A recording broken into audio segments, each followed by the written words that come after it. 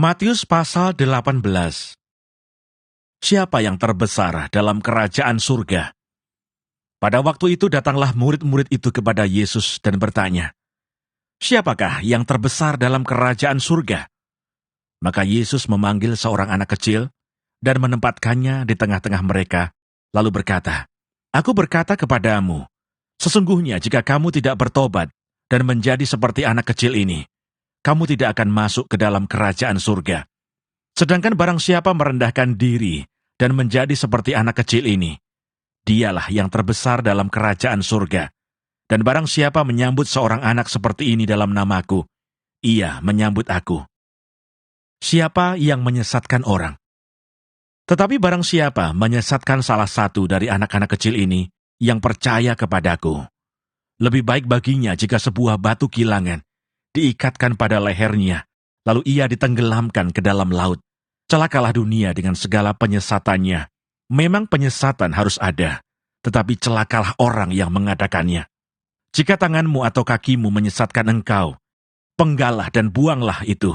Karena lebih baik bagimu masuk ke dalam hidup dengan tangan kudung atau timpang, daripada dengan utuh kedua tangan dan kedua kakimu dicampakkan ke dalam api kekal.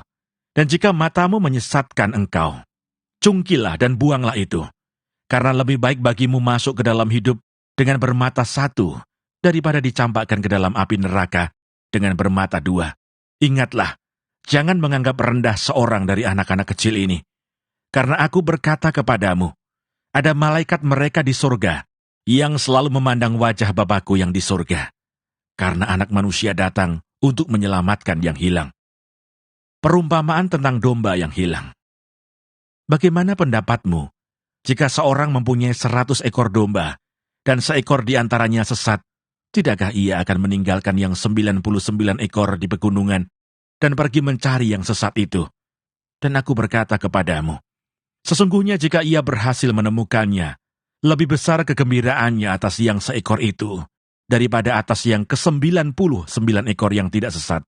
Demikian juga Bapamu yang di sorga, tidak menghendaki supaya seorang pun dari anak-anak ini hilang.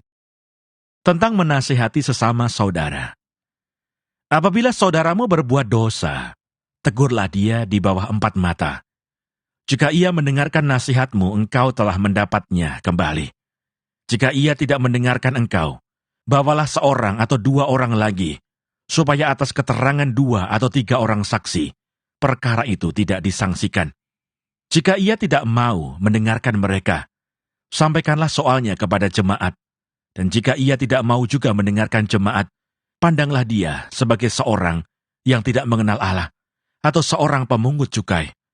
Aku berkata kepadamu, sesungguhnya apa yang kamu ikat di dunia ini akan terikat di sorga, dan apa yang kamu lepaskan di dunia ini akan terlepas di sorga. Dan lagi aku berkata kepadamu, jika 2 orang daripadamu di dunia ini sepakat meminta apapun juga, permintaan mereka itu akan dikabulkan oleh Bapa-Ku yang di sorga. Sebab di mana 2 atau 3 orang berkumpul dalam namaku, di situ aku ada di tengah-tengah mereka.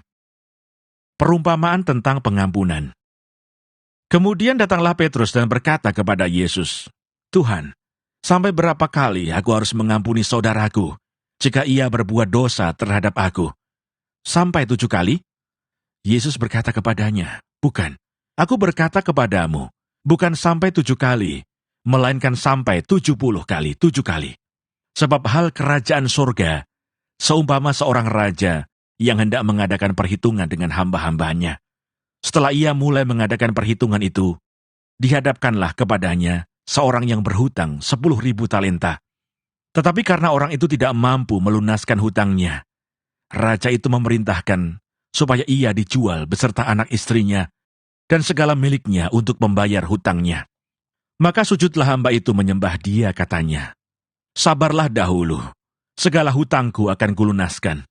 Lalu tergeraklah hati raja itu oleh belas kasihan akan hamba itu, sehingga ia membebaskannya dan menghapuskan hutangnya. Tetapi ketika hamba itu keluar, ia bertemu dengan seorang hamba lain yang berhutang 100 dinar kepadanya.